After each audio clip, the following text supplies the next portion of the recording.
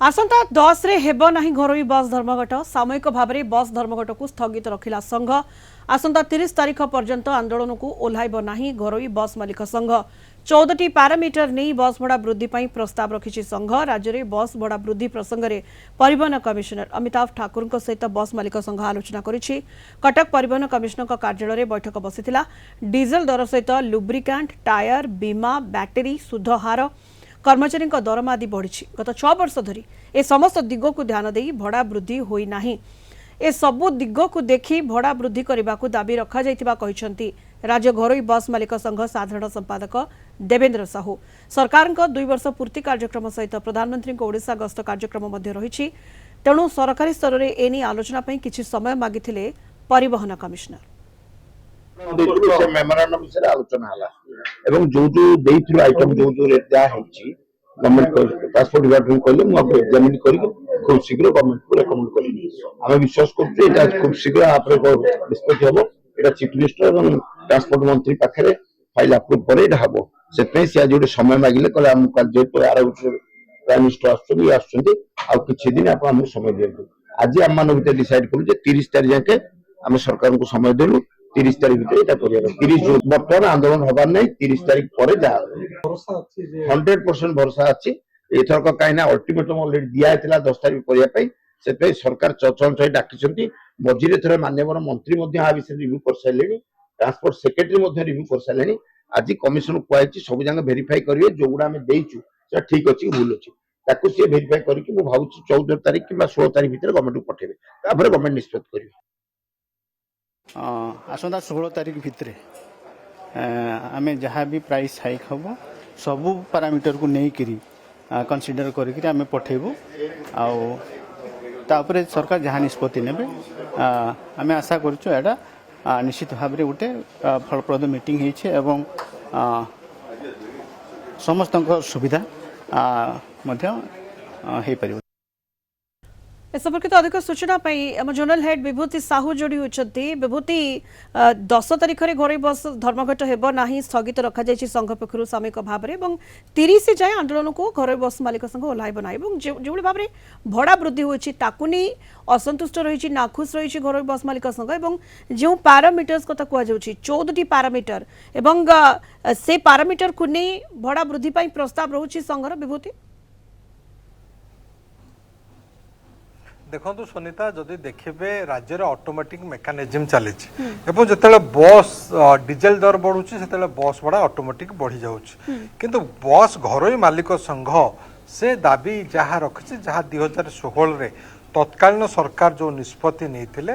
जे 13टी parameter एवं ता सहित आज आउ गोटे पैरामीटर को संघ जोड़ी जो थे कि 14टी पैरामीटर कथा कहुच्छी जो थे कि लुब्रिकांट कथा कहतु शुद्धहार कथा कहतु टायर कथा कहतु बैटेरी कथा कहतु ए सबू दिग गुड़ी को एवं कर्मचारी मानकर दरमा जो माने बस रे बस ड्राइवर हेल्पर एवं कंडक्टर रोचंती से दरमा नौचंती। तो ये सबू दिग को जो आप देखु कर्मचारी दरमा लुब्रिकांट ए सबू बढ़ी बढ़ी चली किंतु से अनुसार बस भड़ा बढ़ुना एवं ता सहित आज जो आलोचना होता बस मालिक मैंने कहते जे वर्तमान लोक मैंने एसी बस जावाक चाहूँगी से हिसाब रे फिटनेस बस रे जावाक चाहूँगी एवं एसी बस जिते पूर्वर 30-35 लाख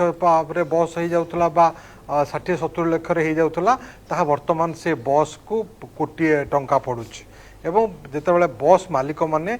बस किनिबा दिन ठारू आरंभ करिके लुब्रिकांट कथा कहतु टायर कथा कहतु बैटेरी कथा कहतु बा जो जिनस रिप्लेस करने को पड़ुछि सेठी दाम बढ़ी बढ़ी चली से अनुसार कर्मचारी दरमा बढ़ी बढ़ी चली ड्राइवर हुंतु हेल्पर हुंतु कंडक्टर हुंतु से दरमा बढ़ाऊँच। तेणु ये जो 14टी पैरामीटर को दिग को देखिकी जे बस भड़ा वृद्धि करने कथा ताकू दाबी करी आसी राज्य घरोई बस मालिक संघ किंतु घरोई बस मालिक संघर दाबी को जदिओ एसटीए ग्रहण करछि ट्रांसपोर्ट कमिशनर तांको सहित बैठक करछन्ती एवं ट्रांसपोर्ट कमिशनर एने एक प्रस्ताव रखिबे 16 तारीख सुधा राज्य सरकार को एवं या भितर 2 वर्षर पूर्ति पालन करिवे राज्य सरकार पूर्तिर पालन ता सहित माननीय प्रधानमंत्री ओडिशा गस्त आसी रही तेणु ए सबको दृष्टि रखी वर्तमान 10 तारिख रु बंद बस धर्मघट न करने अनुरोध करथिले परिवहन कमिशनर एवं ताकू सहृदयतार सह ग्रहण करिछि घरोई बस मालिक संघ एवं घरोई बस मालिक संघ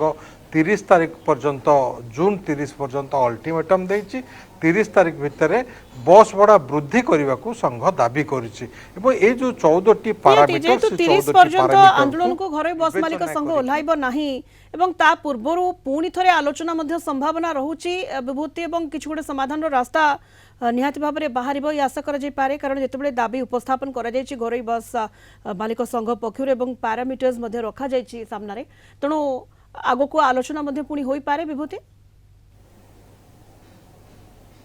देखो आज जो बस मालिक संघर जो बैठक बसला ट्रांसपोर्ट कमिशनर सहित से सभापति संपादक समेत माने भुवनेश्वर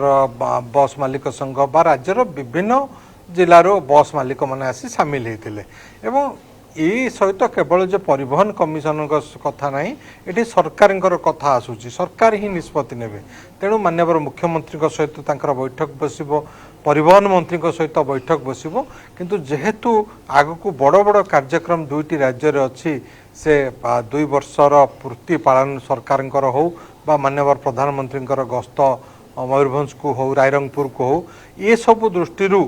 वर्तमान किछि दिन पे स्थगित रखापी परिवहन कमिशनर अनुरोध करते ग्रहण करछंती घरोई बस मालिक संघ और 30 तारिख पर्यंत अपेक्षा करिवे बोली घरोई बस मालिक संघ प्रतिश्रुति देछंती से अनुसार गणमाध्यम को मध्य कहिछंती 30 तारिख पर्यंत कोनोसी आंदोलन करिवार नै किंतु ए सब दिग को जो 14टी पैरामीटर कथा को सबू दिग को जो 2016 नोटिफिकेशन रही अन्य दिग को विवेचना को लेकिन ही बस भड़ा वृद्धि करा केवल जो ऑटोमेटिक मेकानिज्म नुह ऑटोमेटिक मेकानिज्म तो जहाँ डीजेल दर बढ़िला माने ही बस भड़ा बढ़ुची ताकू नुह अन्य समस्त दिग को लेकिन बस भड़ा वृद्धि करने जो घरोई बस मालिक संघ जिद धरची अड़ी बसी ताकू गोटे प्रकार कौटी ना कौटी एसटीए ग्रहण करची स्टेट ट्रांसपोर्ट अथॉरिटी एवं आम आशा करवा जे राज्य सरकार ताकू ग्रहण करि पारंती एवं राज्य सरकार जदि ग्रहण करेंगे ताले बस भड़ा बढ़िबो एवं ताहा लोकंक ऊपर पुणी आउ एक गोटे बोझ हो पारे। सोनिता धन्यवाद विभूति साहू आम जोनल हेड आम सहित सीधा सड़क जोड़ी होते।